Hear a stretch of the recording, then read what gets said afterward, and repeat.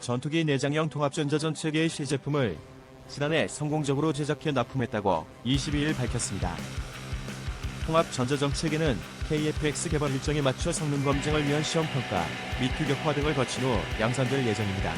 유튜브 채널 가장 많이 본 뉴스, 구독과 좋아요, 알람 설정은 좋은 영상을 만드는데 많은 힘이 됩니다.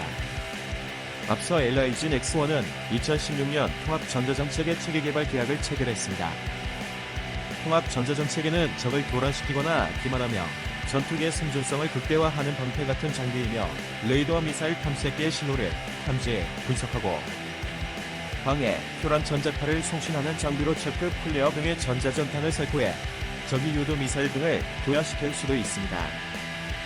특히 KF-X의 내장 탑재되는 전자전 체계인 만큼 국내 처음으로 구성장비의 통합 운용 및 위협 신호의 탐지 및 식별을 위한 EWCR-WR 제어기와 고출력의 전자방해 전파를 송신하는 RF, 제모 체크 및 플레어탄 등을 살포하는 CNDS를 단일 시스템으로 연동하는 통합 전자전 체계 기술을 적용했습니다. 이를 통해 전자전 효율성과 시너지를 극대화할 수 있습니다. 전자전 장비는 전투기의 생존성을 좌우하기 때문에 선진국에서도 기술 이전을 극도로 꺼리는 무기체계 중 하나입니다. 그만큼 국내 기술 기반으로 개발을 진행하는 것은 새로운 도전의 연속이었다고 합니다. 무엇보다 에이사레이더 등 KF-X에 탑재되는 다른 항공전자 장비들 간의 상호, 간섭 없이 최대한의 성능을 내기 위한 연동 설계는 쉽게 풀리지 않는 난제이기도 했습니다. 이에 엘라이즌 X1은 전투기 외장형 전자전 장비의 ALP200을 비롯해 유태공군에서 운영 중인 전자전 장비의 개발과 양산, 그리고 성능 개량 과정에서 축적한 기술력과 노하우를 최대한 활용했다고 합니다. 우리나라가 개발한 AL200K 전자전 코드는 KF-16기 전투기의 외장형으로 먼저 채용이 되었으며 KF-X 전투기의 AL200K는 기존의 AL200K 코드와 달리 외장형 코드가 아닌 내장형 전자전 체계로 재구성되었습니다. 이를 위해 AL200K의 핵심 구성 요소들이 KF-X 전투기 내부에 내장되었습니다. AL200K의 장점 중에 출력이 높고 송출 안테나 이득이 크다는 점은 KF-X 전투기 프로그램에서 중시되고 있는 부분입니다. 공군이 KF-X의 높은 출력의 전자교란 능력을 요구하고 있기 때문입니다. KF-X는 핏 탐지율이 낮은 항공기로 설계되었습니다. 즉, 핏 탐지율이 낮은 KF-X 전투기의 높은 출력의 전자전 교란 체계가 통합되면서 KF-X 전투기의 생존성은 매우 높아질 것입니다. 기존 AL200K 포드는 ASPJ 전자전, 제머의 노루들을 항공기 내부에 수용할 수 없기 때문에 KF-16B 전투기 복착용에는 외장형 전자전 체계로 운영되고 있습니다. ASPJ와 AL200K 포드는 조종사의 인터페이스 측면에서는 큰 차이가 없다고 합니다. 양전을 비교하면 서로 장단점이 있는데 ASPJ 장비는 내장형이기 때문에 항력 증가가 없고 연료 탱크가 탑재되는 기체 아래의 센터라인을 차지하지 않는 점이 장점입니다. AL200K 포즈는 ASPJ 내장형보다 출력이 더욱 크고 안테나가 더욱 대형이기 때문에 동일한 전술 상황에서 동일한 교란 표적에 대한 방해 유효한계거리를 더욱 작게 만들 수 있는 장점이 있습니다. 그리고 국산 장비이기 때문에 업그레이드가 더욱 용이합니다.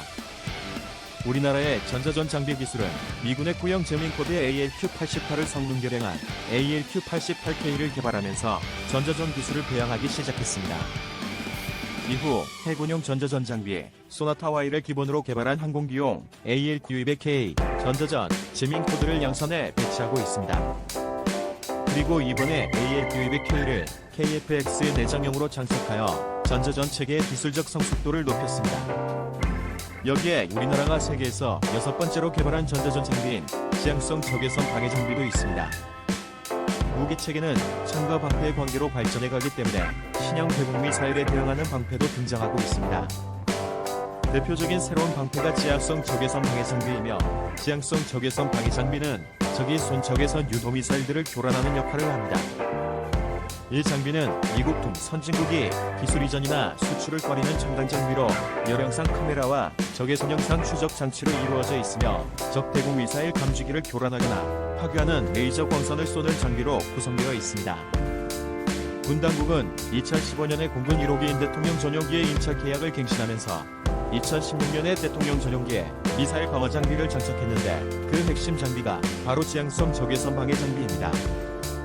방위사업청은 2014년도 말에 해외 미사일 방어 장비 생산 업체들을 한국으로 불러 사업 설명회를 개최했으며 상당수 언론들은 미 정부가 품질을 보증하는 해외 군사 판매 방식으로 지향성 적외선 방해 장비를 도입하는 것처럼 보도했습니다. 하지만 첨단 기술 유출에 대해 매우 민감해한 미국은 정식 전용기가 아니라 임차 형태로 운용되는 전용기는 보안상 문제가 있을 것으로 보고 지향성 적외선 방해 장비를 팔지 않겠다는 입장을 전해와 미국제 지향성 적외선 방해 장비 도입은 이루어지지 않았습니다.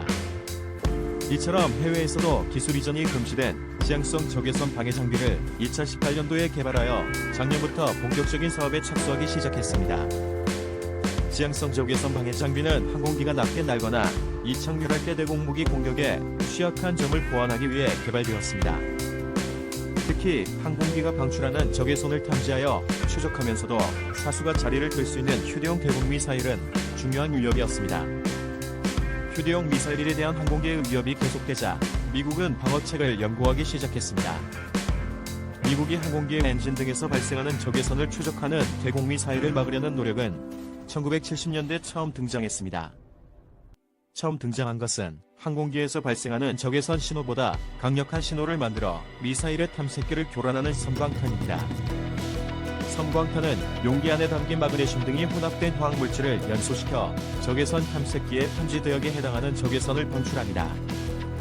하지만 섬광탄은 소모성 대응 수단으로 항공기마다 탑재량이 제한되어 있습니다. 더욱이 휴대용 미사일이 섬광탄과 기체를 구분해낼 수 있는 이색 탐색기를 장착하기 시작하면서 더 나은 대응 수단이 필요해졌습니다. 미국은 섬광탄을 보완하기 위해 기체에 장착되어 넓은 대역의 적외선을 지속적으로 내뿜는 적외선 대응 장비를 배치했습니다. 적외선 방해 장비는 실리콘 탄화 칼슘 블록을 가열시켜 적외선을 방출하고 실린더형 셔터를 사용하여 적외선 신호를 방출합니다. 적외선 대응 장비는 섬광탄보다 넓은 대역을 교란할 수 있고 사각지대만 아니면 방향에서도 종미사일을 교란할 수 있습니다. 그러나 자신의 위치를 적이 적외선 관측 장비에 노출하는 단점이 있습니다. 최근에는 휴대용 대공미사일에 다중영역, 적외선 탐색기 등이 달리면서 방어가 더욱 어려워졌습니다. 휴대용 대공미사일의 최근 발전 양상은 방어수단의 발전으로 이어지고 있습니다. 휴대용 대공미사일을 교란하는 최신 기법은 탐색기에 적외선 레이저 등 광원을 쏘아 교란하는 것입니다. 교란 광원을 대공미사일 탄두로 집중시키기 때문에 지향성이라는 단어가 붙어 지향성 적외선 대응 장비로 불리게 되었습니다.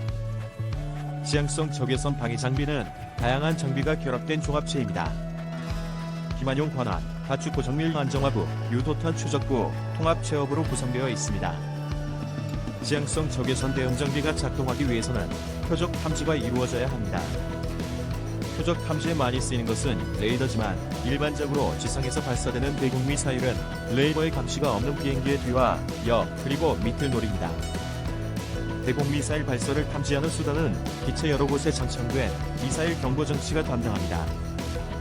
대공 미사일의 탐색기 부분을 전자광학 장비로 추적하면서 기만 광원을 조사하기 때문에 탐지, 추적, 기만 등 모든 과정에 높은 수준의 기술력이 필요합니다.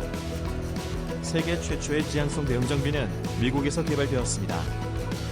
노스롭 그루만이 1991년 첫 미사일 교란 시험을 실시했습니다. 1995년 미 특수전사령부와 AAQ-24 납품 계약을 맺었고 1999년부터 양산을 시작했습니다. 현재는 수송 및 헬리콥터, 수송기, 공중조기 경보기 등 다양한 항공기에 장착되고 있습니다. 지향성 적외선 대응 장비는 위에서 언급한 대로 전자, 광학, 컴퓨터 등 많은 분야에서 높은 수준의 기술력을 요구합니다. 이런 이유로 현재까지 연구개발을 제외하고 실제 제품을 개발하여 판매 및 홍보하고 있는 국가는 미국, 이스라엘, 스페인, 이탈리아, 러시아의 5개 국가에 불과합니다. 그리고 우리나라가 세계 6번째 개발국이 되었습니다. 우리 군에게 지향성 적외선 방해 장비는 북한군이 막대한 양의 휴대용 대공방어 미사일을 보유하고 있기 때문에 필수적입니다. 북한군은 소련제 SA-7과 SA-16 등을 모방한 화승총이라는 휴대용 대공 미사일을 상당량 보유하고 있습니다. 북한이 공개한 열병시 경상에는 전차나 장갑차의 대공방어를 위해 화승총을 장착하고 있는 것이 종종 목격되고 있습니다. 북한군의 화승총은 휴전선 인근에서 미군 헬리콥터를 격추한 적도 있습니다.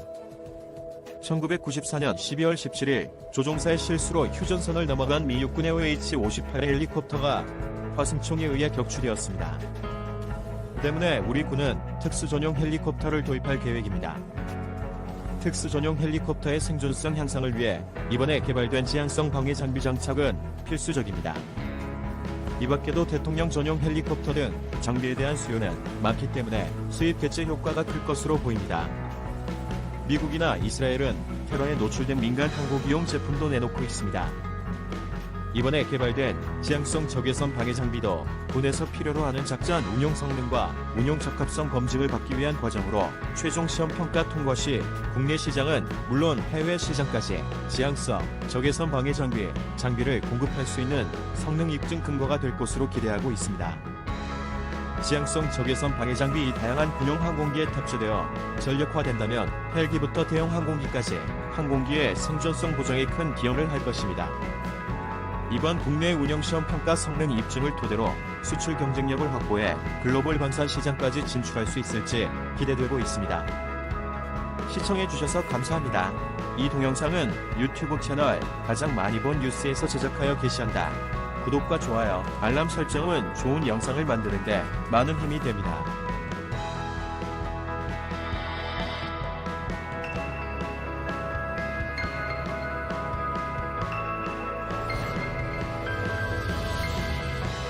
전투기 내장형 통합전자전 체계의 시제품을 지난해 성공적으로 제작해